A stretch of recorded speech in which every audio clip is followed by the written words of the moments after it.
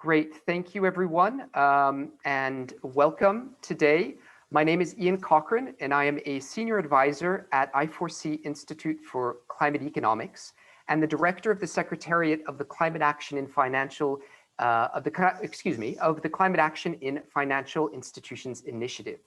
I4C, of course, is proud to host the Secretariat of this initiative, and I am joined by my colleague Alice Potier, who many of you know, and who is the lead project manager for this Secretariat.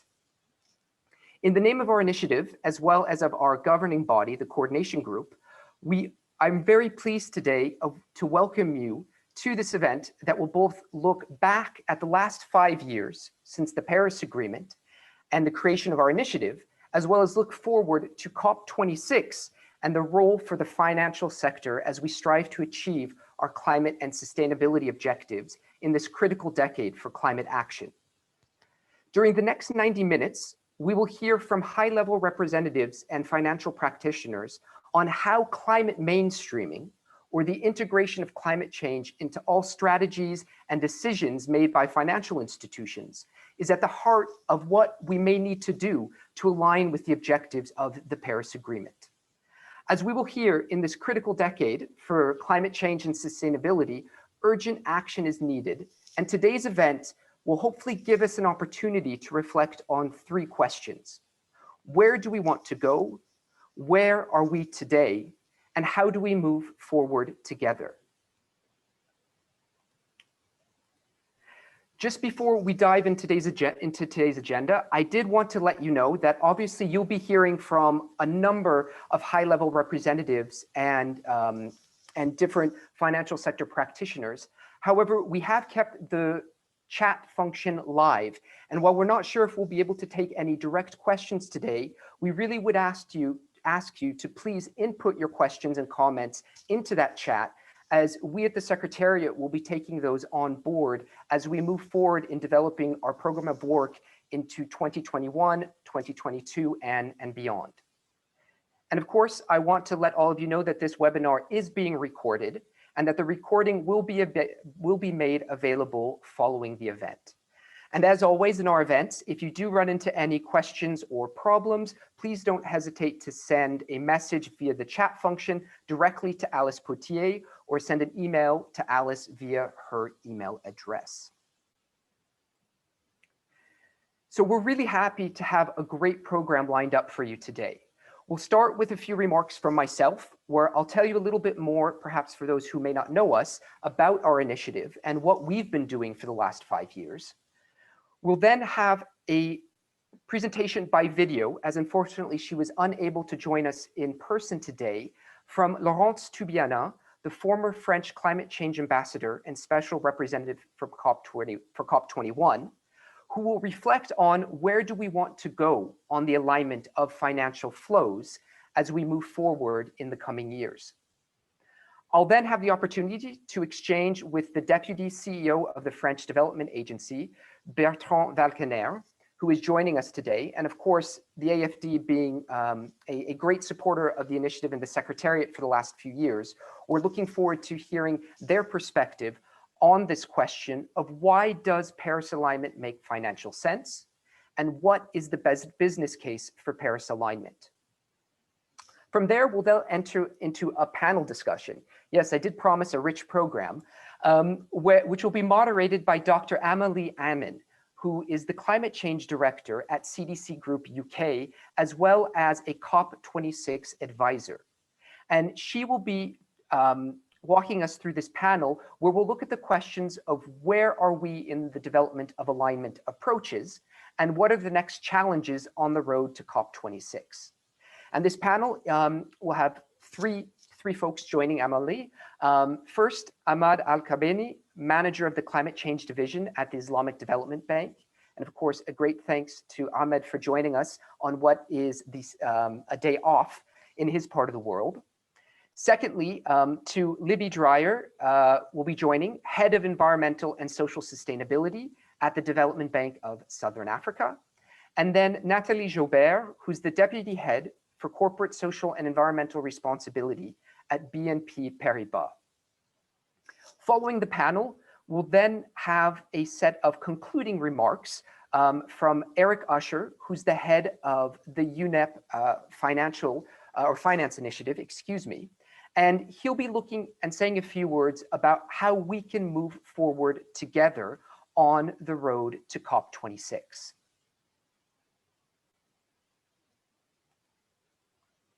So to kick things off, I'd like to say a few words about ourselves. The initiative, or the initiative that Alice and I are very pleased to have been working with for the past 5 years in the Secretariat. So for those of you who may not know us, and perhaps as a reminder for those who have been attending our events but may not know the whole story, we were launched as an initiative by a group of like-minded public and private financial institutions in the margins of COP21 back in 2015. And this initiative was created around 5 principles, the 5 voluntary principles for mainstreaming climate action. And that's why, for example, our members are called supporting institutions, because they're institutions who have declared their support for the usefulness of these principles in helping them mainstream climate change into their activities. And these 5 principles touch on 5 of the key areas that we think an institution should think about in the process of integrating climate change into their activities, around committing to climate strategies, managing climate risks, promote climate smart objectives, improve climate performance, and account for climate action. And in many ways, as we move into a new period, as one of the major topics of conversation is around the issue of Paris alignment and managing climate-related risks, we see that a large number of these principles related to mainstreaming are also very much at the heart of the type of actions that might be needed for an institution to move forward on those 2 topics as well. In 2015, we had 26 like-minded institutions, both public and private, from the IFIs, the DFIs, IDFC members, the MDBs, commercial banks, both in high income and then lower income economies, all came together to create this initiative around the 5 principles. And over the last few years, we've had institutions join little by little to where today, and really after this week, where we've had the confirmation of our most recent 2 members, CDC Group, again from the UK, and then the National Bank of Greece, we're really happy to be at over 50 institutions and almost doubling in size over the last 5 years. And I just wanted to spend a quick moment watching the time to say a few words about our vision, as we have just updated this vision coming out of a year-long strategic reflection process, where we're really looking to see how our initiative can help support both public and private financial institutions to better reflect and manage climate-related risks and opportunities, ensure that climate considerations are disseminated within and across their organizations, and align financial flows with the goals of the Paris Agreement. And we really see that these 5 principles are part of supporting the finance sector to play the pivotal role, that we'll be hearing about in today's session in helping us achieve our long-term climate change and broader sustainability objectives. And perhaps again, I also just want to say a few words about our objectives and how we go about doing this. What our initiative aims to do, and what we think is very much complementary to the large number of other initiatives out there talking about climate change and engaging with the financial sector, is that we really aim to work with institutions themselves around the principles and create a community of professionals inside public and private financial institutions to share emerging practices, including the latest methodologies, tools, and experience on implementation. Beyond that, we also seek to lead by example within the broader financial and business community by disseminating this knowledge beyond our direct group of 51 institutions today and exchanging on the lessons we have learned in order to help others move forward as well. And just a few numbers over the last 5 years, as I've already said, we're now a community of 51 public and private financial institutions. Over the last 5 years, we've had 40 plus opportunities for face-to-face, either virtual or in-person peer-to-peer exchanges, including webinars and workshops. And we now have a resource center with over 50 case studies submitted by our members and our supporting institutions, presenting what they've done on climate change, that aims to connect the dots between theory and practice. And just to segue into the focus of today's discussions, Paris alignment has been a priority topic for a number of years. And here's a photo from the event we did run last year in New York in the margins of the UN Secretary General's Summit around climate change. And again, we do hope to be able to see a large number of you again here soon in similar events, where we really aim to bring everyone together around the table to discuss their ideas, their approaches, what's working, and what we might need to be improving upon. And on the specific topic of Paris alignment, what we really see today when we structure our exchanges is that mainstreaming can be a basis to think about alignment. And that's because in our conversations with our supporting institutions, we see that Paris alignment is not only about the development of assessment methodologies, but also about the transformation of entire institutions, including strategies and at times institutional culture. And we really aim to connect the dots between institutions and practitioners and across the financial community to really push and lead on making financial flows consistent with the Paris Agreement. And here today, we find a number of the questions we'll be looking at today, but also are very much part of our conversations, both in the past and moving forward within the initiative on Paris alignment itself. And now, I will stop there because everyone did not come today to listen to me, given the wonderful group of folks we have joining us today. So what I would like to do now is move into and show everyone a short video, and we do hope this will be working. If there are any problems, please do put that in the chat. That was kindly recorded by Laurence Toubiana, the former French climate change ambassador and special representative for COP21, and as well the CEO of the European Climate Foundation. So I will go ahead now and just start this message, which will be about 10 minutes long from Madame Toubiana. Hello everyone, ladies and gentlemen, I'm very happy to share some idea with you. I'm very sorry not to be present, but there was a lot of ongoing meetings at the same time to celebrate finally the 5th anniversary of the Paris Agreement. When I negotiated the Paris Agreement, I really make sure that the due attention was given to the finance. In particular, we included in the famous Article 2.1.c making finance flows consistent with the pathway toward low greenhouse gas emission and climate resilient development. And of course, that was linked to the global goal of Paris, which is, if you say it quickly, being net zero emissions around 2050, around mid-century. Why finance is so important to implement Paris Agreement is, of course, it needs to encourage the decarbonization of the real economy and stop funding unsustainable activities that continue to do harm to the environment and will become stranded assets. Second, financial portfolio themselves need to be aligned with the Paris Agreement and transition pathways towards a net zero world. And third, the Paris Agreement is a universal commitment for which we need equal access to climate finance sources for all countries, including the developing countries. That's why the financial markets have been reformed, really to give the right signal to this transformation of the economy. Implementing the Paris Agreement on finance and reaching a net zero world needs all financial actors on board and do their part. So climate needs to be integrated into every financial decision. Government first needs to set ambitious climate targets as well as credible and predictable policy framework. And that's exactly what has to be done, in particular for the COP26. Recent announcements of the UK on their raised NDC ambition, the European Council reaching and asking for 55% of emission reduction by 2030 in line with the European Net Zero 2050 climate law. These are encouraging developments that need to be followed. But of course, in COP26, We really want the maximum of countries committing to net zero by 2050 or around that, with clear pathways to get there. And that was the announcement of China, or the announcement of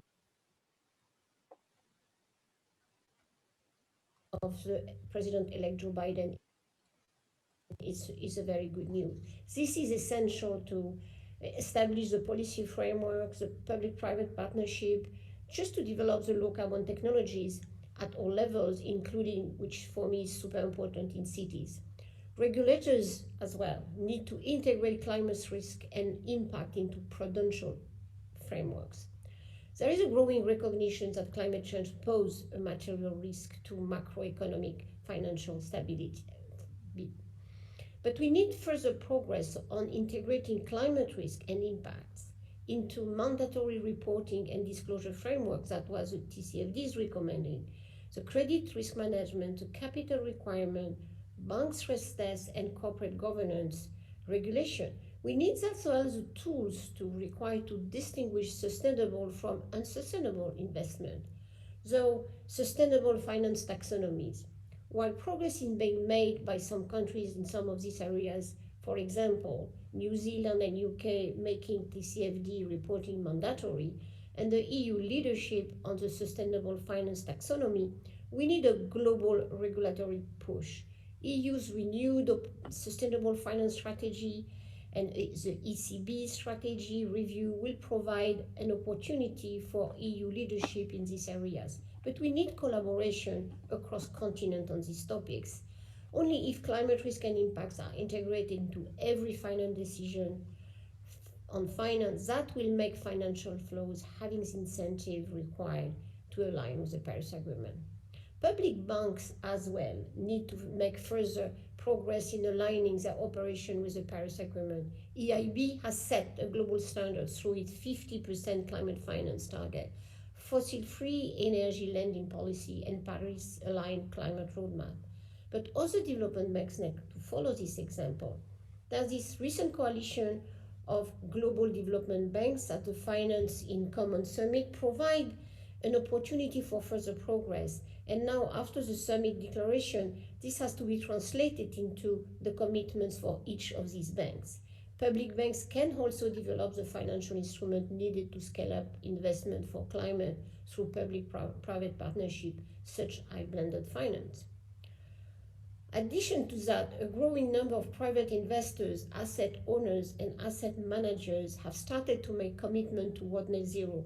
But overall, this commitment only account for a very small percentage of private assets under management. The number of such commitments needs to be scaled up, and just as important, they need to be underpinned by credible target setting and implementation of science-based portfolio alignment, methodology, and transition trajectory. This credibility is really, really important. So investors also need to engage with these investee companies so that those develop the credible climate transition plan based on science. Investors should report on their engagement. Banks as well has a black box of the economy and need to transition their financing toward a net zero world. Several banks have come forward with climate finance target and net zero commitments. Many still finance fossil fuel investment and lack clear policies and commitment to phase out unsustainable investment. While many banks have some of them, climate is not yet fully mainstream in e.g. credit risk management or compensation framework. Sometimes it's really a vague reference to ESG criteria and not climate friendly enough. So making the banking sector fit for Paris then remain a priority. And finally, the companies, ultimately, they have to make the transition to the net zero economy. They need to develop the climate transition plans based on science-based and really clear and detailed strategies to be credible, aligning this investment with such plans and report on their action to their shareholders and regulators. And this is, I think, a movement that will happen anyway, so companies should be prepared to do that. While a lot remains to be done, I'm optimistic as the COVID crisis has helped the world realize that we need a recovery that is really sustainable for people and the environment, and there is a broad consensus we need to accelerate effort to put the framework in place. We have to align with the objective of Paris Agreement and of course the Sustainable Development Goals. We saw some good example of that, such the EU New Just Transition Fund that will be entirely fossil fuel free. But we need also climate justice towards the developing countries. We need to help them cope with the climate challenge. This requires living up to existing commitment of mobilizing 100 billion in climate finance per year for the developing countries. And we need increased financing volume and access to financial market to help these countries mitigate and adapt to climate challenge. As many of these countries are facing growing debt problem, as a result of the crisis, we need to help them, including through instruments such as debt for climate conversion, issuance of SDR by MMF, IMF, and etc. So we are at crossroads. Either we understand the crisis as a wake-up call and we put our action and the financial sector on a pathway compatible with Paris Agreement and SDGs, or we will have failed, certainly humanity and the planet. I think we can choose the right path. But for that we need transformative collaboration across all parts of the financial system. You see, they are fragmented. They have to come together and converge to a certain number of benchmarks, which is basically aligning with the Paris Agreement goals. We can build on existing coalition, integrate their effort for a transformative impact. The UN and initiatives such as the climate action in financial institutions can support this effort. So let's make 2021 the year of action for climate, the decade of action for the SDGs, so we can be proud of what we have achieved since Paris and for Paris implementation fully. And I just wish you a very fruitful event. Great. I hope everyone was able to hear and see that all right.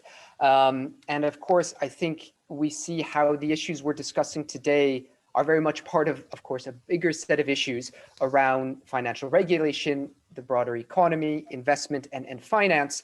But I think what I find very clear in the message from Madame Toubiana is this need for collaboration and how we can work together and come onto a pathway to move forward together around these points.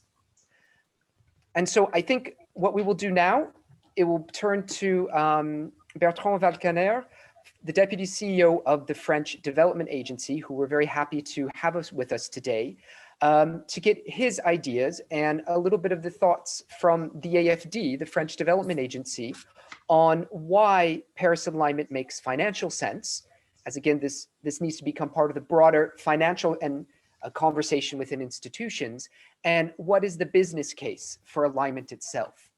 So maybe just a couple of words about Mr. Valcaner, who is the Deputy CEO of the French Development Agency since February of 2019 of last year. He has served in past roles, including the State Secretary to the Minister for Economy and Finance, in France, as well as various positions within the French Treasury and Deputy Chief of Staff of the State Secretary for Foreign Trade to the Minister of Foreign Affairs. And of course, those are all the English translations of the actual title, so I hope they do capture it well. So, Mr. Valcaner, again, many thanks for joining us today. And of course, AFD has been an active member of the Climate Action in Financial Institutions Initiative since the very beginning. How have you seen this initiative evolving in the last few years? Thank you very much, Jan, and I hope that you are capable of listening to me correctly. I am very happy to be there, and I am currently wearing, even if you can't see it, I am wearing 3 hats. One is the hat of Mr. Rioux, CEO of the French Development Agency, who was not able to be available today and asked me to represent him. The second hat I'm wearing is the hat of IDFC, the International and Development Finance Club, which is a forum of public development banks who reflect on the alignment with the Paris Agreement and also reflects on the alignment with the SDGs, working together as a collective effort. And the third hat that I am wearing today is the one of a member of the Climate Action in Financial Institution initiative. And I'm very positive about the birthday that we are celebrating tomorrow, birthday of the Paris Agreement, which is also the 5th birthday of this initiative that was created in the margins of the Paris Agreement. So what is important for us today, and I surely agree with what Laurence Tubiana says, is the collaborative work that we decided at the onset of the signature of the Paris Agreement to embark on with around 20 other financial institutions, be it private or public financial institutions. This was at the time a big challenge for us. We wanted at the very beginning, and because of article number 2 something, which raises the importance of financial flows and the alignment of financial flows with climate action, we wanted to pioneer the development of methodologies, activities, and strategies that are Paris aligned. With that fundamental question that was raised by ourselves at the very beginning of our work, what does it mean to be Paris aligned? So we've been working collectively on our strategies, on our activities, on the methodologies that we use, with one single objective, which is to transform and to adapt the way in our daily activities and daily jobs, how we go towards being Paris aligned.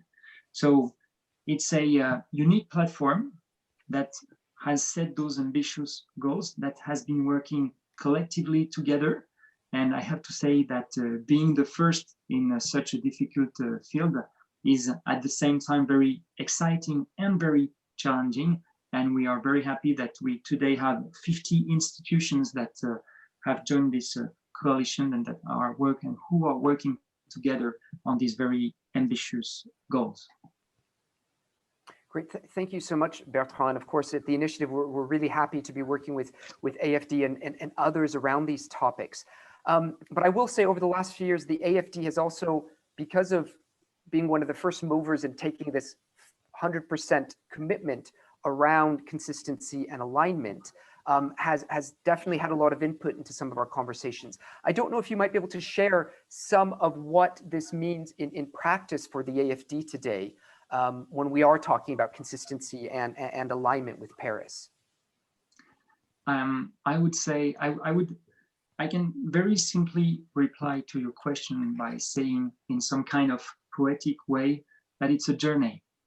Being Paris aligned is a kind of a journey, and on a more concrete basis, it means that we are on a trajectory. So we started our work on what means being Paris aligned in 2015, and we became what we call Paris aligned in 2017, and we've been working on that objective and strategy for 5 years now with the other institutions. So what it concretely means, it's as I mentioned, it's a journey, it's a trajectory. So there's a photography of what being Paris aligned means in 2017. There's another photography that says what being Paris aligned means in 2020, and there will be another photography in 2030 describing what it means to be Paris aligned. Very concretely, it means that we exiting from fossil fuels, be it coal and oil. We do not finance projects that produce coal or that use coal and oil anymore. Second aspect is that we've been focusing very much on clean energy, be it solar, be it wind energy, and sometimes also hydro energy. And the French government has given money to, has given subsidies to the French Development Agency so that we can support our counterparts in countries where we finance those projects. The third aspect, so exiting some sectors, mobilizing public money to sponsor, to subsidy the development of clean energies in some countries. Third issue, I would say, is working with countries on their own trajectories. Where do they stand right now? Where do they want to be? What's their forecast in terms of energy mix by 2025, 2030? and how can we work with them to help them being aligned and to help them respect the commitments they made when they signed the Paris Agreement. So that's the third, obviously, issue. Fourth issue is to look at internally the French Development Agency, how we can be consistent in the way we work. And I have to say to that respect that we have never been so consistent this year because we stopped traveling because of the impact of the COVID-19. And that has significantly decreased our carbon signature because obviously we had much less people flying by plane to other countries to follow our projects. But at the same time, it's also an issue for us because we need to be in the field to work on those projects. But that was a very interesting way of raising the question, how can I be consistent within my own organization with what I discuss and what I propose to the counterparts I work with. We also have a framework to analyze projects on a qualitative and quantitative basis, and we want to make sure that we either have projects that significantly contribute to the fight against climate change, and that on the other hand, the other projects that we finance do no harm or have no negative impact on the fight against climate change. So finally, I would say that being Paris aligned is looking at every single project that you finance, every trajectory of the countries where you work and how that project cope or does not cope with this trajectory. And finally, being Paris aligned means being highly collaborative with other countries, with other parties, being be it private or public counterparts. And it also means that you cannot be Paris aligned by yourself. You need other people and you need the people of your own institution to be Paris aligned if you want that to work correctly. Great, thank you. I think that really gives us some concrete insights into what this has meant for the AFD. And of course, I'm completely convinced, as working in a technical secretariat and on a daily basis looking at alignment, but as the secretariat, we often have to reach out to different financial institutions. And when we do so, we often do get this question of, that makes a lot of sense, but what is the business case for Paris alignment that I can use internally? And how can I try to move this forward with perhaps those who are not convinced within an institution or mandating partners? So I don't know if you have any thoughts or insights on this question of demonstrating that business case of alignment. It's a very, very, very legitimate question. There are several ways to answer it. The first thing I would say is that is the recent announcement by several countries, China last November, Japan as well, who plan to be both carbon neutral. One for China, it's by 2060. For Japan, it's by 2050. The European Union made that commitment a year or 2 years ago to be carbon neutral by 2050.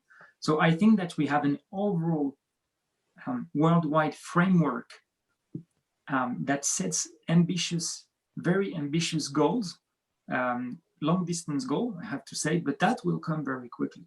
So this is a framework which gives a direction and which will enable us to meet around the table and to discuss concretely how we can be carbon neutral at the time that our political leaders have decided us to be. So that's the first thing I would say to anybody I would meet and who would ask me if there's a business case. There's a business case because there's a political objective, there's a political target.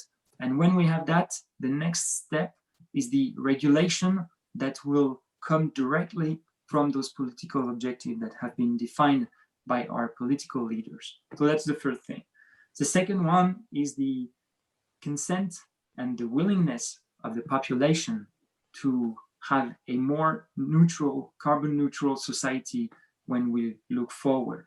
So we are still not there, obviously, and we still have lots of inconsistencies in our daily life and everyday activity, which does not show that that our acts really reflect what we say and what we think. But there's also a society willingness to move into that direction. And finally, there's the financial issue of countries who produce coal, who produce oil, and we know that the long-term prices of such raw material will decrease in the future. We are now considering that those decrease may be quite significant and will impact the activities. Social sectors will have very wide implication in every sector of activities on their profitability, on their business cases, and that you have to take them into account right now. Because if you need to transition a whole spectrum of your economy, that will probably require several decades to train people, to go from one kind of job to the other one, and to educate people and to develop the necessary tools to do so. So that's one first financial issue. The second one is reputation.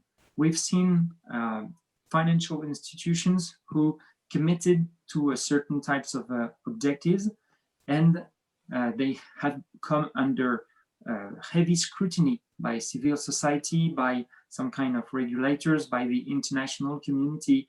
And when they do not abide by the objectives and by the goals that they have set, they face very serious reputational damages. And that is also being taken seriously into consideration by shareholders, by investors, and by consumers. All those three pillars of the economy will ask the financial institutions to move toward the directions given by the political leaders. And finally, because of the climate change, we see more and more extreme weather events such as droughts, such as floods, heavy floods, and obviously that has an impact, a direct impact on the balance sheet of financial institutions, on the profitability of financial institutions.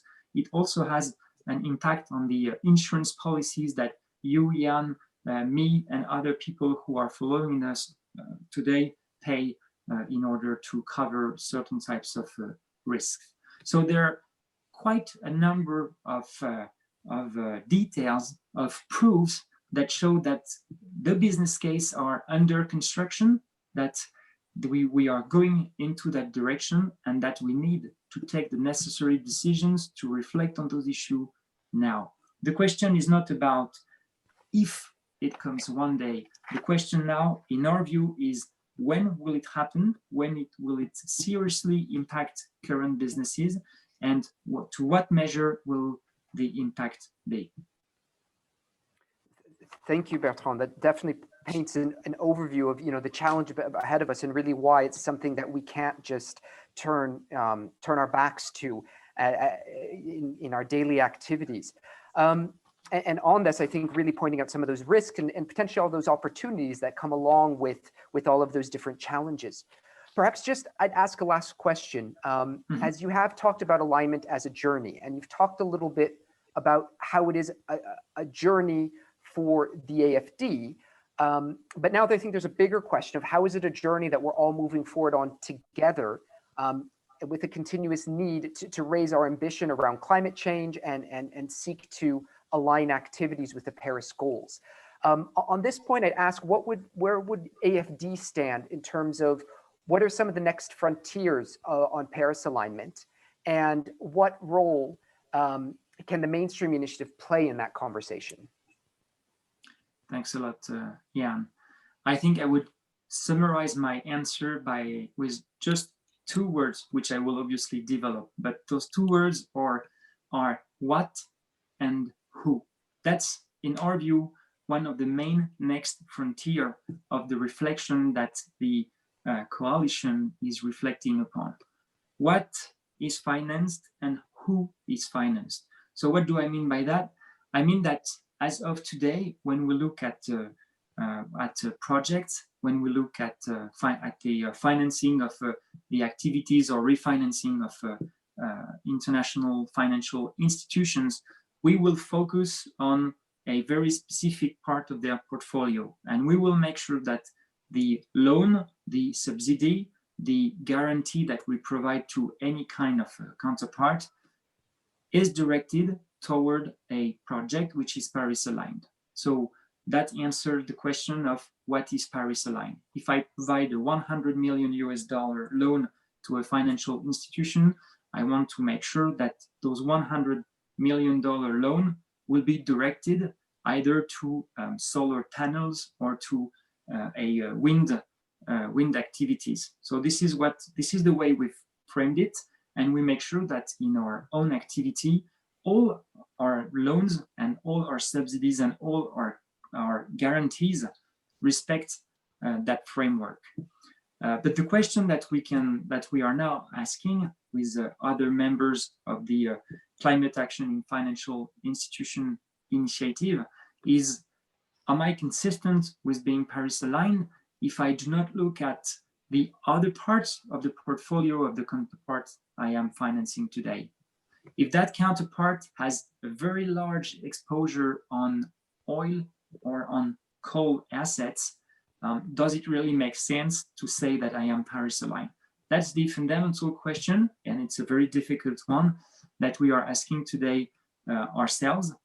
It requires obviously a lot of work, but we are committed to do it, and we've started discussing and analyzing through the utilization of economic models what it would mean if we are going further down the road, looking at the whole portfolio of the institution that we work with, which requires obviously a lot of expertise, a lot of technical assistance. And to that respect, we work a lot with the French government because we are a bilateral development agency, and all our resources come from the French government. We're also working with the European Union, who's providing us grants, which we can in return use to assist other institutions we work with in looking at their portfolio and engaging the journey that we started 5 years ago. So we now are 50 institutions into the coalition, into the initiative, which is a good number, but it's still very low as compared to the task that we have to achieve. We are pushing the frontiers, we are pushing the walls and looking at expanding the way we analyze and we scrutinize the activities of the counterparts we work with. And I want to highlight the Finance in Common Summit that was organized in Paris by mid-November. It was the first forum of this type, which gathered in Paris virtually 450 public development banks. All the public development banks that we've been able to identify over the last 18 months. And those 450 public development banks represent 10% of the total annual investment made worldwide by private and public investors. And those banks committed to a declaration which includes objectives and goals and looking at the issue of climate change. So we are now expanding coalitions.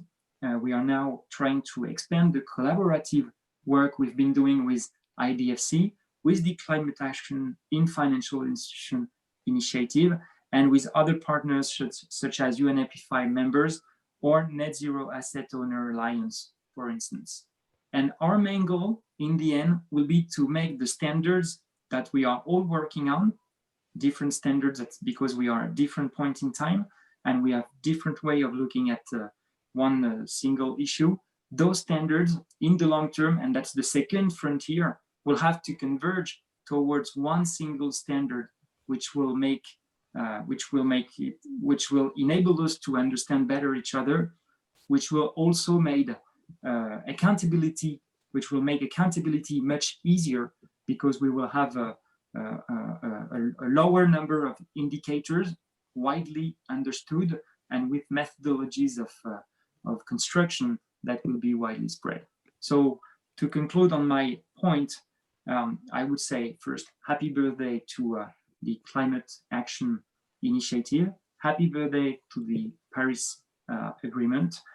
And the next two frontiers that we are very pleased on looking at in the next month and years to come are looking at our counterparts and who we finance. That's the first thing. And the second one is looking at the standards we are working on and trying to make them converge in the future. Thanks a lot. Great. Thank you so much, Bertrand. I think we're going to have to leave it there for today, but I really appreciate your time and your insights, and of course, the support of the AFD over the last few years, both within the Secretariat and of course at my home institution of I4CE. So thank you so much.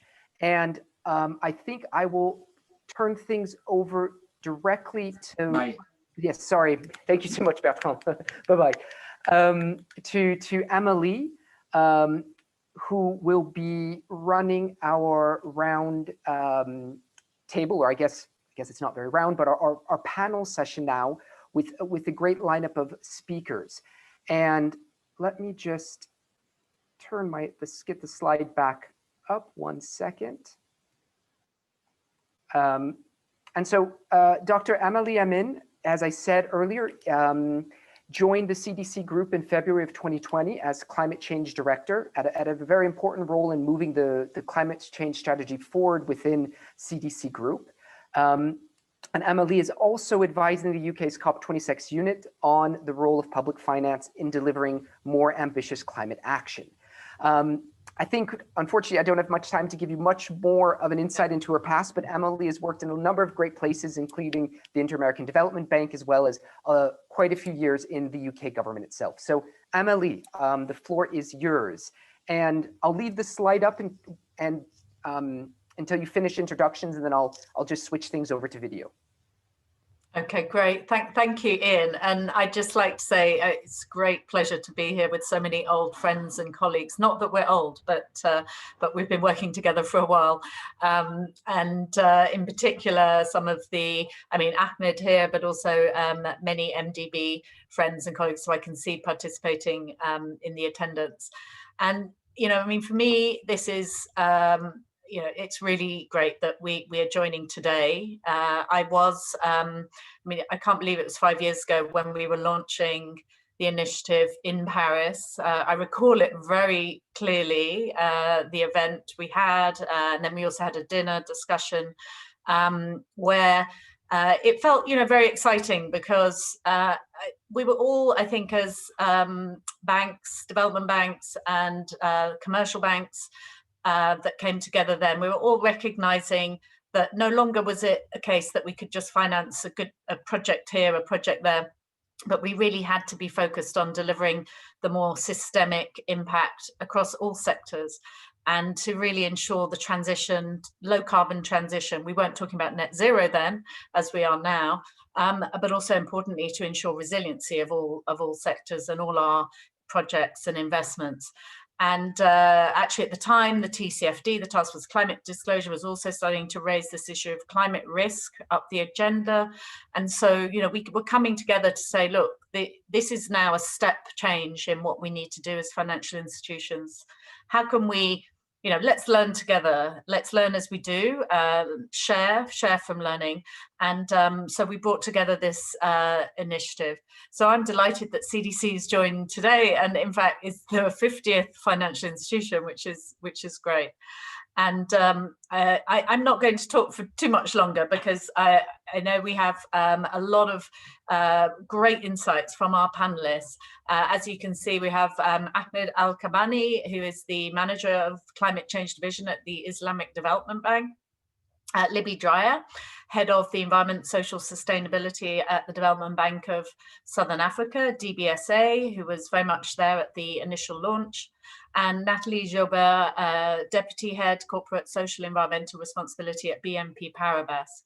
And representing actually the very interesting group of 5 commercial banks that came together in Katowice in 2018, along with the IDFC and the MDBs, to make a commitment to Paris alignment and a recommitment, having in some cases, and recognize the importance of learning together and doing together. So it's with great pleasure to introduce the panelists who bring some different perspectives, different but complementary perspectives on the challenge that we're all working towards, working to address in terms of ensuring that our financial institutions, regardless of the business model, that we are all moving and supporting and of course financing what is needed to enable countries to get to net zero by 2050 or before 2050, as well as to ensure that their development pathways are resilient. And I think increasingly, as we've heard mentioned, the issue of a just transition becoming increasingly important. And I think hopefully Libby in particular will say a little bit about that. So I'm going to turn now to Ahmed first and ask you, so, you know, you've been, I mean, you're here obviously representing the Islamic Development Bank, but also the MDBs who have been collaborating for some years now around the important issue of Paris alignment. So can you tell us a little bit about your, you know, what you're seeing in terms of the challenges, but also really some of the opportunities as you start to mainstream climate change? What does that mean for your climate strategy? And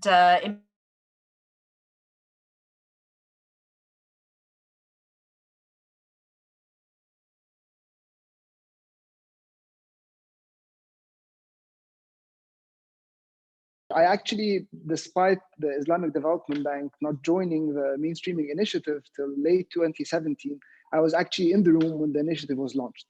And I was there at the reception and the discussions after the dinner.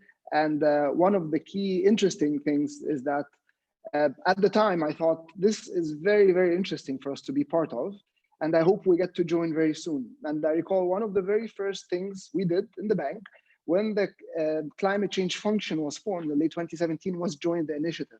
And I believe within that week, we also joined the MDB working group.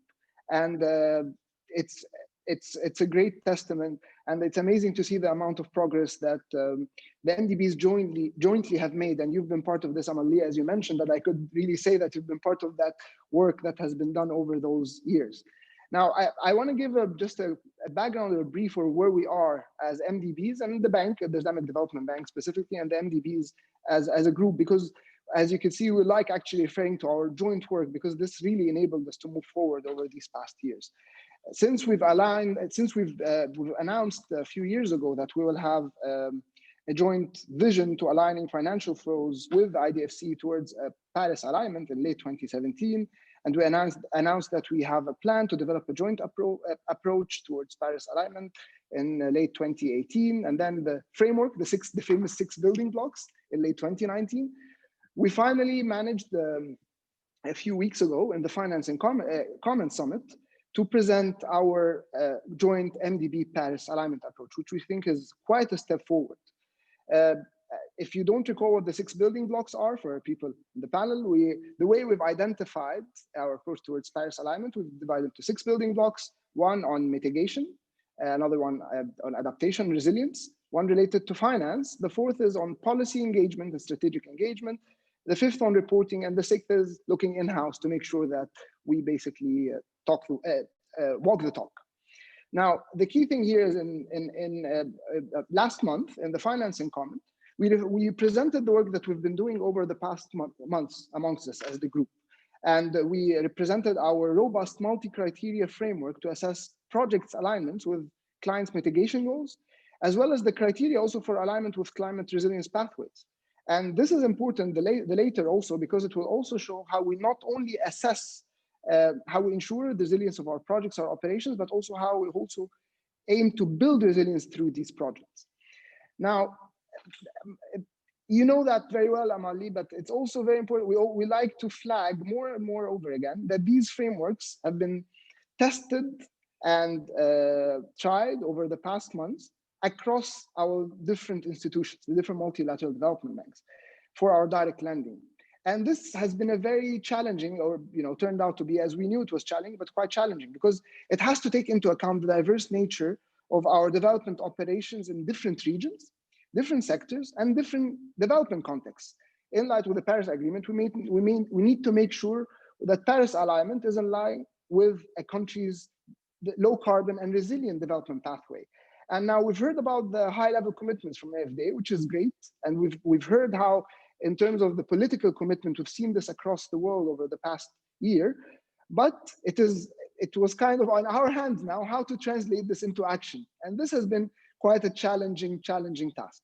Now, climate experts from the different MDBs have been working and testing into the actual translation of these frameworks into operations on the ground. How do we identify whether an operation in a low developed country in Southeast Asia or Sub-Saharan Africa or Latin America is in line with the Paris Agreement compared to an operation in Europe or Central Asia or in MENA, for example, in different sectors. And remember, we work across different sectors: energy, transport, education, health.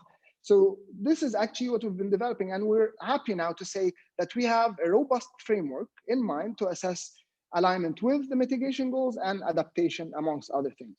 Now, the key thing that I wanted to flag before moving on is that one area that we've really identified is the gaps that we have at the upstream, the engagements with our clients. And here I mean clients may they be private sector, financial intermediaries, or countries.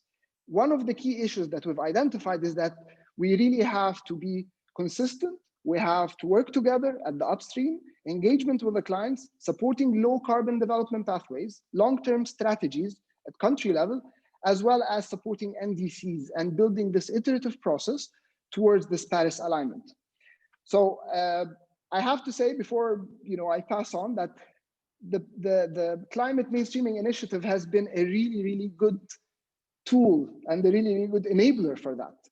Between the main principles, committing to climate strategies, managing the risks, promoting climate smart objectives and setting targets, and then measuring the performance and improving this performance through development of metrics, all of this is what actually enabled us to develop these frameworks. And when we talk to our operations colleagues internally in different sectors, they now understand how we want to think and how we want to turn this into practical terms. So with that, I'm going to pass to you, and hopefully I get to elaborate a little bit on this engagement at the upstream. Thank you, Amali. Great. Yes, we'll come back to you soon. So now, Libby, and DBSA was involved at the beginning of the initiative.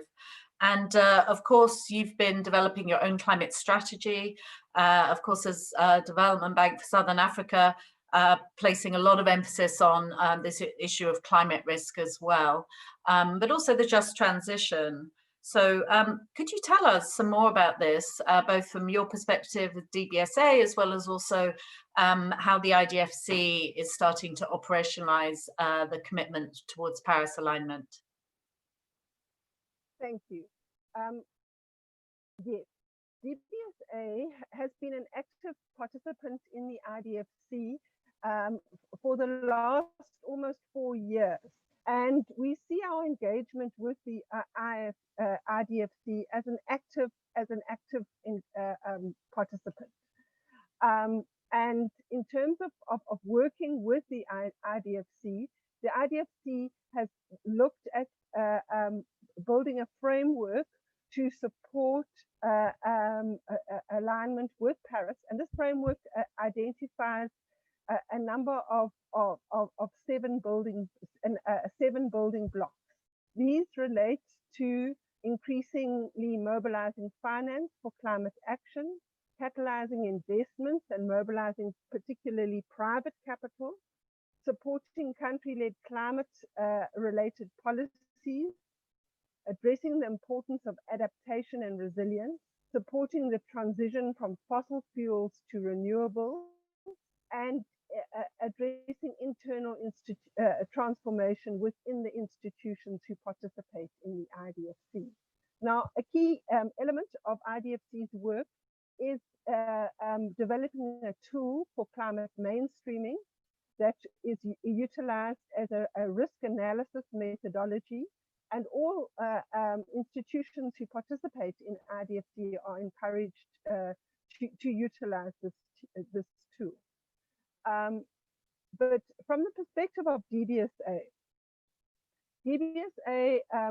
from the inception of the COP process, DBSA has engaged in and participated in those processes and has developed its own approach to supporting and embedding climate risk mitigation in the institution.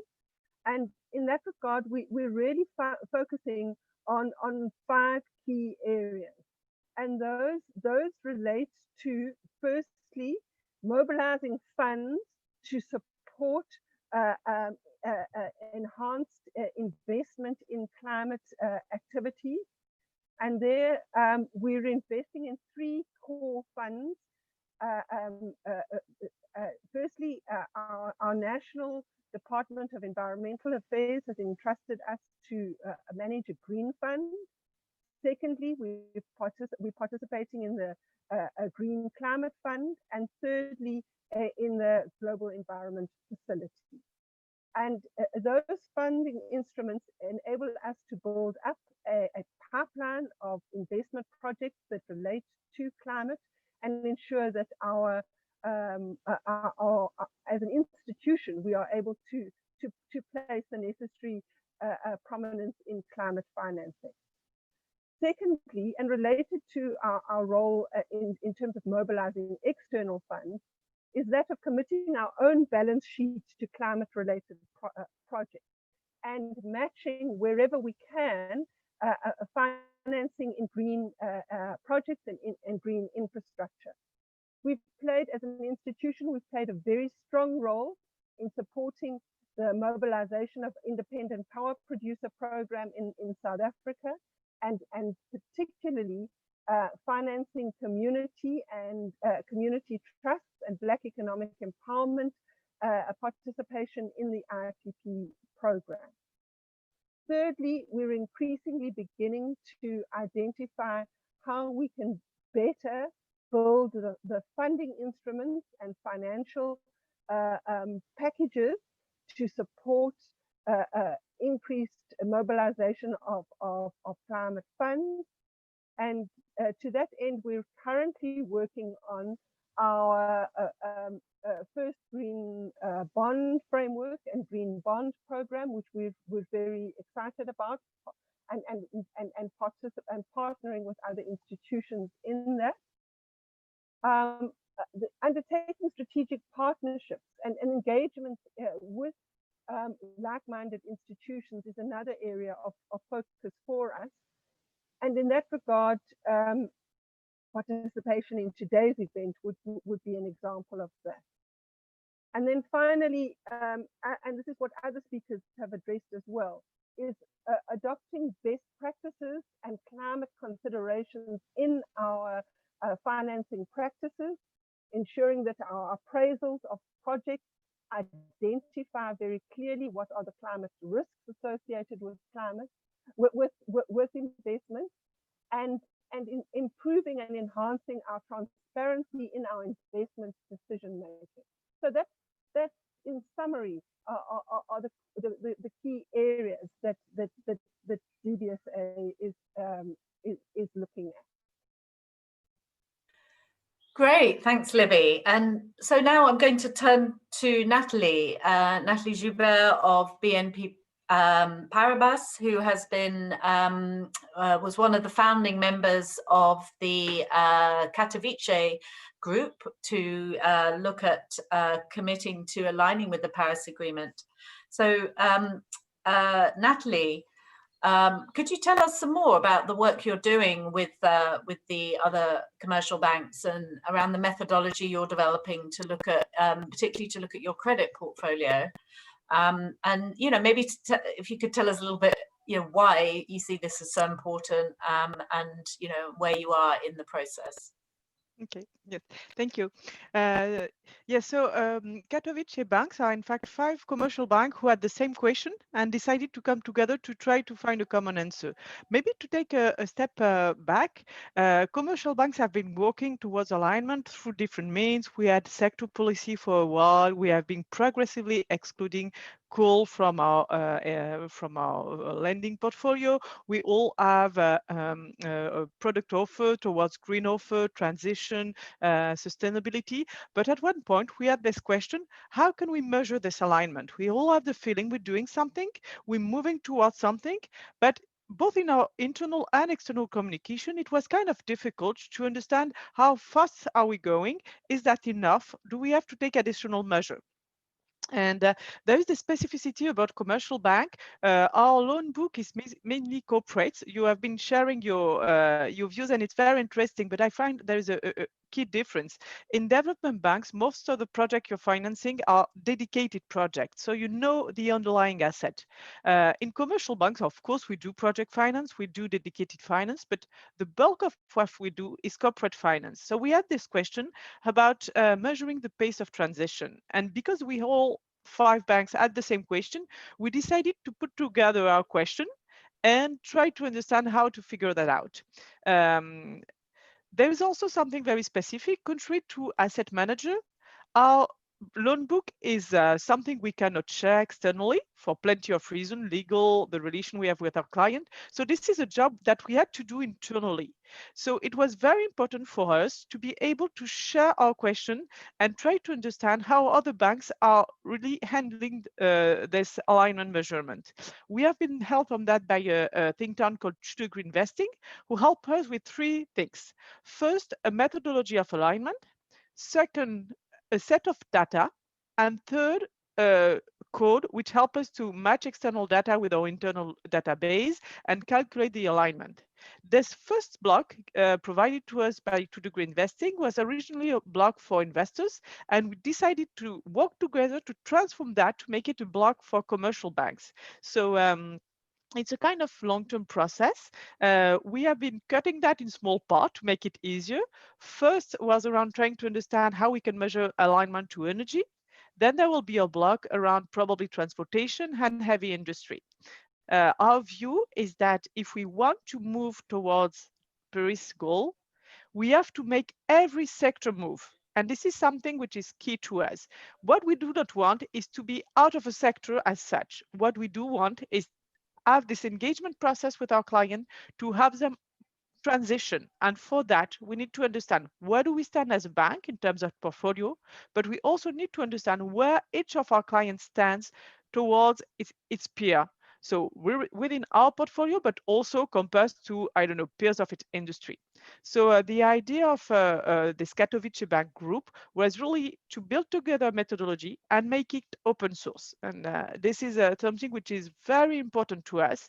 We spend a lot of time on it, and we want other banks who want to use it to be quicker than us, to be honest. So we decided to regularly provide updates about what we were doing and really be very open about the methodology. And we recently published a paper detailing the pro and cons of the methodology.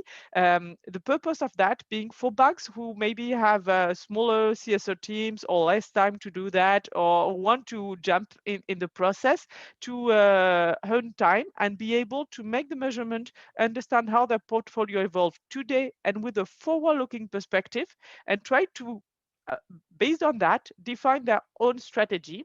And very last point, the Katowice Bank worked together on an alignment methodology, but of course, each bank is different. Each bank has its own portfolio, its own culture, and each bank will define the strategy, which is the most compliant, both with the alignment strategy, but also with its internal tool.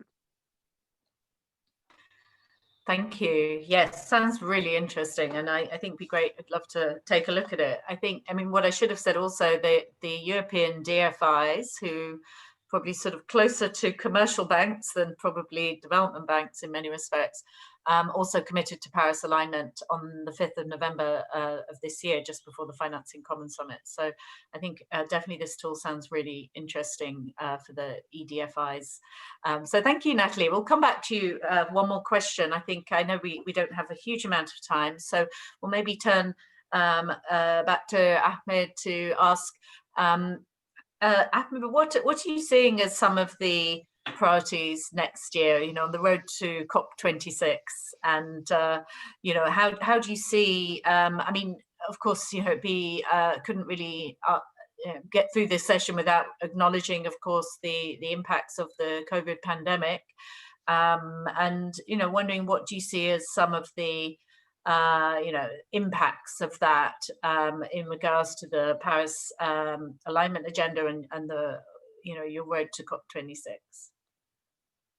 Thank you, Mali. And the expectations are high. I mean, from the multilateral development banks, and we feel it, from different partners, engaging with different partners and the governments for both developed economies and developing countries. And we have a lot on our plates. But the good thing is that the MDB group working together, we are able to work on different fronts in parallel as we've managed to do the past years. So leading to COP26, I believe one of the key things that we want to do is continue with making our frameworks robust and practical on the ground, continue the testing, continue the improving and learning and filling the gaps as we try on different projects in different countries. One of the key things also we want to be working on is, as Nathalie mentioned, this financial intermediaries. We have a large number of stakeholders, so this is something that we want to develop based on what we've learned in the past year. So we want to develop the approach for that, compared to the robust approach we have for direct lending. We also want to work, as mentioned, this upstream country engagement. And one of the key things that came across, and the work started led by EBRD and others, all of the MDBs together, the work on just transition.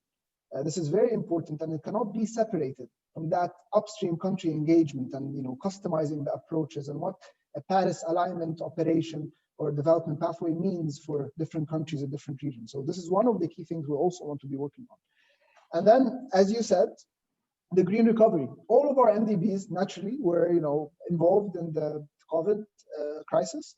And it's not just the health crisis, it's a health and a much larger economic crisis moving forward. Now, one of also the things that we're trying to push for is this direct link between this Paris alignment framework that we've been working on for some time and what a green recovery is. You saw that all of us as MDBs and DFIs, we've committed to a green and sustainable recovery, all of us. You see from ADB, World Bank, Islamic Development Bank, EBRD, all of us have committed to that at a high level. But one of the things that we're trying to link with now is going past the emergency response phase and those initial frameworks, is that for the medium and long term, we want to ensure what a green recovery is by linking to our Paris alignment framework. We've already been working on this. As we mentioned, it touches on different sectors, touches on green jobs, economic stimulus for different sectors, touching on transport, infrastructure, and then this Paris framework, hopefully by linking to it, this is how we ensure that the recovery that we're supporting in different regions is actually green and is actually resilient. So a lot to work on, but this linkages between our framework and the green recovery is key. And I think hopefully by COP26, we would like to see some progress made on all of these different fronts. Thank you, Ahmed. And I mean, you made an important point, particularly on the issue of just transition. In fact, at CDC, we've started to work on some what we call finance roadmaps for just transition in South Africa and India, and would love to engage more with others that are financing and investing in those two countries on that, because we do see that as particularly important for those countries that are trying to accelerate the transition out of coal into renewables, and obviously ensuring that the jobs and communities are brought along and they're not left stranded alongside those coal assets. So I'm now going to turn back to Libby to ask Libby, what would be your plans as DBSA and IDFC on the road to COP26? Thank you. So I think that the one key issue is addressing addressing the issue that of the implications of the just transition, and that's the immediate priority of ensuring that no one is left behind. So what are the projects, the local economic development, the other financing projects that are needed to address the loss of jobs in an economy such as South Africa, which is currently almost 80% is energy is almost 80% coal dependent, and ensuring that leaving no one behind supports the green recovery. So how do we invest in biodiversity? How do we invest in solar and other projects which are really supporting that long-term transformation of our economy? So that, I think, is a critical factor. But importantly as well is understanding that there are competing development priorities within developing economies, and how does one support a pivot to sustainable long-term transition and investment in sustainability in the long term. So I think that those are really some of the key issues. And then in terms of financing and responsible investment, ensuring that transparency and gender are addressed within financing institutions as well. So thank you. Great, and thank you, Libby. And I mean, on that last point, actually, just to a little advert that we, with CDC, EIB, and the European Bank for Reconstruction and Development, we actually launched an initiative on gender and climate finance. So again, it'd be great for all those that want to collaborate more on that. So now I think probably for the last word of this session, Natalie, I will hand over to you. It's conscious, you know, the time has gone so quickly, and you know, I know you're all doing so much in this space, and you know, it's very hard to convey the depth of the work that you're all doing. But maybe, Natalie, if you could just maybe say a few more words on some of the challenges you're seeing, what you see as some of the priorities for next year to overcome those challenges, and you know, anything on you know, what you might like to see in terms of COP26 as well. As a last word, I would say that we still have plenty of work to do. I've been sharing with you the plan we have on aligning our corporate portfolio. This is key to us because we really think that's where the change can come from. But because we are a universal bank, our clients are also retail clients. So just to mention that we shouldn't forget that the transition is also our transition, our retail client transition, and there's still much more work to do with them. And we also have a lot of institutional clients, and that we have to keep consistency between what we ask to our corporates, what we say to our financial institution client, and what we can provide as a service to our retail client. So my last word will really be around the amount of work we have to do to be consistent with this very ambitious goal. Thank you. And I think, I mean, that's obviously a very important point, as you say, whether your client is, you know, commercial, corporate, whether a government, whether, you know, an investor, you know, it's the demand needs to be there. It's not just a supply-driven agenda. So working closely with clients, whatever they may be, is obviously really, you know, really critical to delivering on the Paris alignment. So I'd like to thank the panelists. I think it's been a really great session. I mean, it's obviously been very short, but I think we did cover some really valuable ground. And obviously this is just one step in an ongoing process of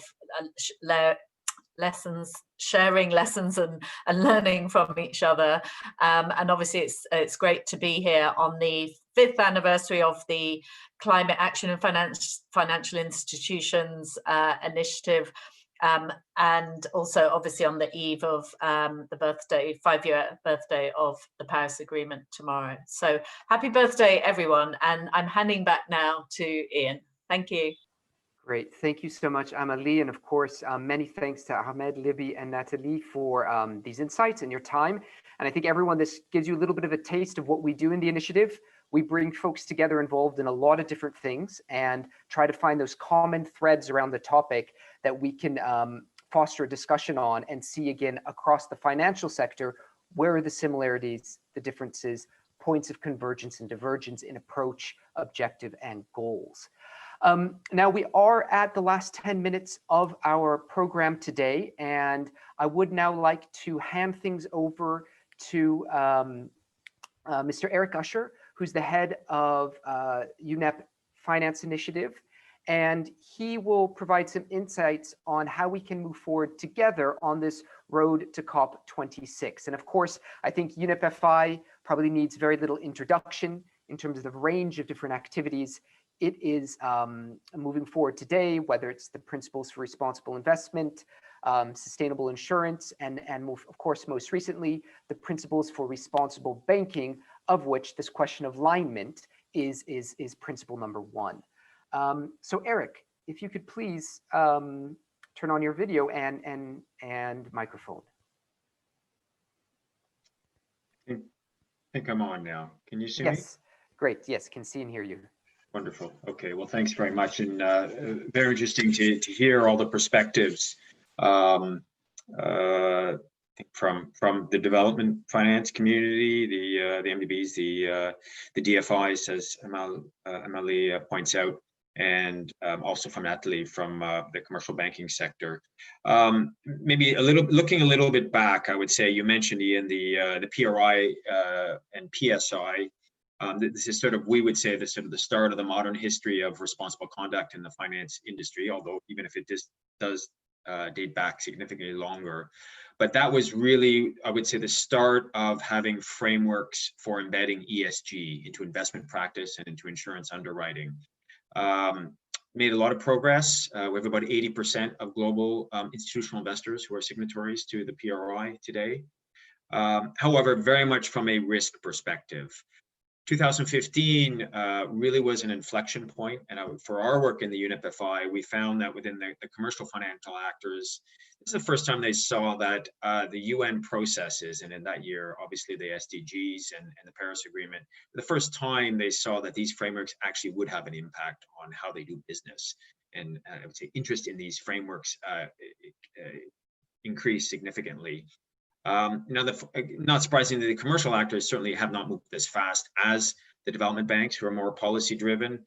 But there's been a lot of progress, and one thing you can say is everybody's been doing something in this space. We have this incredible growth of green bonds, investment in renewables. Now, most recently, electric vehicles.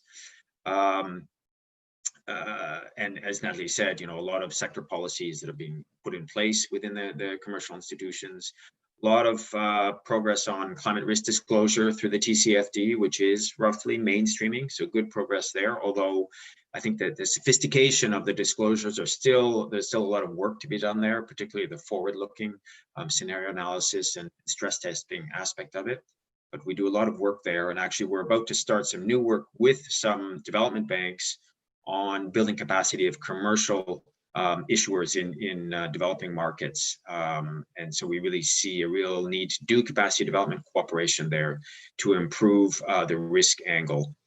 We also, in terms of engagement or active ownership, there's also been a lot of progress, and you have the Climate Action 100 Plus, which is probably the largest initiative. It has 500 some investors.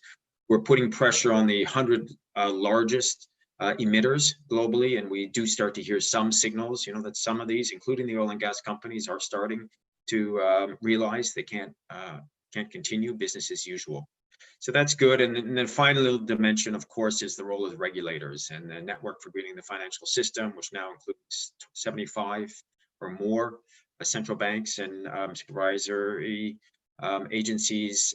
Incredible growth and signals coming there. The US Fed being the latest big actor to signal that they will join. And obviously the commercial actors, when they see the regulators stepping up, they want to be on top of these issues. So good progress. However, as we know, it has not been completely holistic. And in many ways, climate action and green finance is still often treated sort of as a sidecar activity. It's not yet integral. And so a lot of the work within UNEP-FI today with our members and others, like discussions you have, are really about how do we shift from green transactions to green institutions? What does it mean? And basically it means, how do you shift from understanding these issues from a risk and opportunity perspective to something which is much more strategic, something that needs to be discussed at the board level and then implemented all through the organization. And really, as the topic of the discussion today is, it's all about alignment. How do we measure alignment? How do we aim for alignment? How do we make alignment really a business strategy for the organization? There is the issue of business case that was raised. And I think one of the things we're seeing on the commercial side is, the Paris Agreement refers well below 2 degrees, down to 1.5 by the end of the century. Then we have the net zero commitments by 2050. Now we have, for instance, the Boris Johnson announcement last week of 2030, 68% reduction, or the EU 55%. So from the commercial perspective, the horizon of climate action and policies, associated policies, are coming into something which is commercially relevant, which is very important. Now, in terms of alignment on the commercial actors side, we sort of measured 2019 as the liftoff year, and Guterres, UN Secretary General, had his climate summit, and there were a number of developments there that sent very important signals. We, as Ian, you mentioned, we with a group of leading banks, including Natalie's and colleagues at BNP, they were drafted a set of global principles for responsible banking. And those principles, if you look at them, they're totally different than the PRI or the PSI for insurance, which are risk frameworks. These principles are an alignment framework. The first principle basically says we will endeavor to align our business practice with the needs of society as defined by the SDGs and the Paris Agreement and other relevant frameworks. So it really gets commercial banking institutions into this mindset of what does alignment mean. Natalie referred to the groundbreaking work of the Katowice banks. Those banks then have collected another 25, there's 30 some banks who are working together within the PRB, and they just issued a report last week, just a couple of days ago, on essentially progress and how can they widely align. A big stepping up is quite a number of the members of that wider group, which is called the Collective Commitment to Climate Action. Quite a number of them are from developing countries, emerging markets. And I should say the PRB framework overall, 70 of the 200 signatories are from developing countries. And those 200 overall signatories represent over 40% of global banking assets. And this is just after 1 year of being put in place. So it is mainstreaming to an extent, although there's a lot more work to do there. And it's really around the delivery of, what do you do to, and I heard some of the comments in the comment box now about, how can we move from declarations of intent to real actions? And I think that's a challenge we all feel in terms of making commitments, but having integrity in terms of transparency and showing progress over time. The PRB is notable. It's the first major financial sector sustainability framework where the reporting must be assured by third parties. And there's also a civil society advisory body that's being formed right now to provide inputs to the banks on how they operate, what sort of targets they should be setting, etc. Another group that was launched in 2019, and we're not represented today, but are active in this discussion, is a group of investors, as the group initially called the Net Zero Asset Owner Alliance, you might be familiar with. It's big insurers and pension funds, including groups like Allianz, Swiss Re, CalPERS in the US, and quite a number of others. Together, it's about $5.5 trillion in assets. I think as Laurence mentioned at the opening, the capital markets are starting to talk about alignment and net zero, although it's still, we're still below 5% of total assets, but it's growing. And I want to point out a couple aspects of what they're doing, which is very important. 2050 targets, we know it's pretty easy to set today. That's not something I'm going to do. I'll be retired by then. So what's really important is it's about the interim targets you set. And this group has already issued their target setting protocol, where for 2025, they are targeting, it's a window between 16 and 29% reductions on a portfolio level. So it's quite ambitious for the 4.5 years they have to do it. Very importantly, they point out that the reductions, the emphasis should be on the real economy reductions. So it's not simply about divesting to essentially pass the assets on to someone else that maybe doesn't have such high ideals, but it's really about working with companies, I think as Natalie and others have mentioned, to get companies to actually redirect and shift towards this new economy. And very importantly, it's science-based. So it's trying to decide which sort of scenarios to follow to create transition pathways for specific industries that are credible with the science, aligned with the 1.5 trajectory. Just yesterday, they issued a very important report, which is essentially provides their set of pathways for 4 major sectors: for oil and gas, for energy utilities, for transport, including aviation, shipping, and road transport, and for steel. And these are the 4 initial target sectors where they've come up with pathways that essentially can show how the industry can move to alignment with a net zero pathway. And then they will use this in their policy of working with these companies. They do, although the work focuses on engaging with the companies, they do have a major effort around financing. So essentially looking at new financing tools. And this would bring me to my last point about what's next. I think we've heard this from different members today. We really need to figure out, we have these parts of the financial system who are working on alignment. I think we have to acknowledge it's the leadership, it's the leaders in each part who are working on it. So we certainly need to make efforts to widen that group so it becomes more of something that starts to mainstream within that part of the financial system.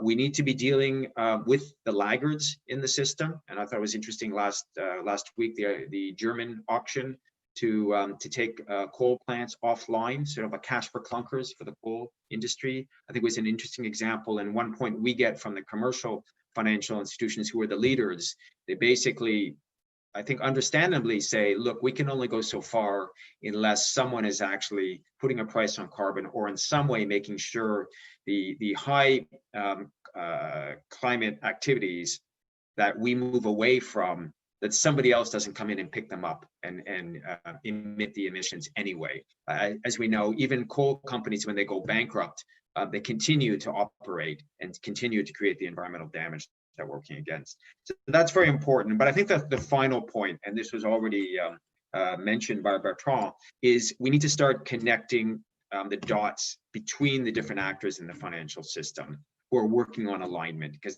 we're all working on methodologies. We need to make sure as much as possible that the methodologies align. And we need to go very much, and this is what Bertrand said, the what and the who. In terms of the who, that means connecting the dots. And so if you look at a very simplistic system, you have the capital markets, so you have an investor, being a pension fund or an insurer, buying green bonds from a development bank who's on lending or providing risk cover to a commercial bank who's financing a company, a corporate or a project on the ground. We need each of those in the system to actually be working on alignment, and we need to start putting a pressure across the system to give extra incentives to the leaders who are stepping up. And we are very interested in that topic. I would say from the commercial banking and the institutional investors perspective, and we believe we would welcome to work with yourselves who are interested from the development, the DFI and the development banking community to see how can we connect the dots. And I would, final point, we heard from Bertrand what AFD is doing, which is great. We also heard other examples from Islamic Development Bank and DBSA. I mean, for me, the EIB's roadmap, which just came out, the most exciting part of it, which is what it came out 2 weeks ago, was that they're going to consider putting in place some counterparty alignment guidelines. And I think this is what Bertrand was mentioning for AFD. This will be very important. This will help drive alignment through the system. The development banking role, on top of development finance, the role you've played in safeguards and working with, and to some extent forcing the commercial financial actors to put safeguards in place has been extremely important for the development of these issues. Now it's time to take the next step, and basically safeguards should start to include the notion of as well. Thank you very much. Back to you, Ian. Great. Thank you so much, Eric. And I think great for that call on that we need to start connecting the dots between also all the different initiatives working on this topic as well as the institutions. So I think speaking for the Secretariat, and we're interested in exploring what that could look like with UNEP-FI, of course, and others. And of course, we can already flag that this question of looking at the counterparty versus just the asset or the project is definitely part of where we see the alignment conversations going next year. So of course, we'd say to everyone on the call, watch this space. We've run over by a few minutes. So of course, I'd like to thank everybody who's still on the call for your indulgence and for staying with us. I hope this has been a great overview of where conversations are today across the finance community on alignment. And of course, we look forward to engaging with everybody moving forward on this topic. If you are interested in learning more about the initiative, please do get in touch with Alice and myself, as we're happy to let you know about what we do, how you might be able to get involved. And of course, for everybody, a lot of the resources and studies and reports that have been mentioned today, as well as case studies, are available via our website. Mainstreaming, I'm actually going to let Alice put it directly into the chat. I think she already has, the mainstreamingclimate.org. And I really hope that we will have an opportunity to continue to exchange with all of you as we move into 2021 and as we move to the COP in Glasgow. And of course, actually, I am talking to all of you from Glasgow, where I live, by complete chance. So I would also be very happy to be welcoming all of you, circumstances permitting, for further discussions, perhaps in person next year around the COP. So thanks so much, everyone. Have a good rest of the day and a good rest of your week. And we look forward to exchanging with you very soon. And so I would just say a final round of virtual applause for all of our speakers, for all of our supporters of the initiative, and our funders, for the Secretariat. And of course, I would like to do a special thanks to Alice for all her work in making today happen. So have a great rest of your day and speak with you soon.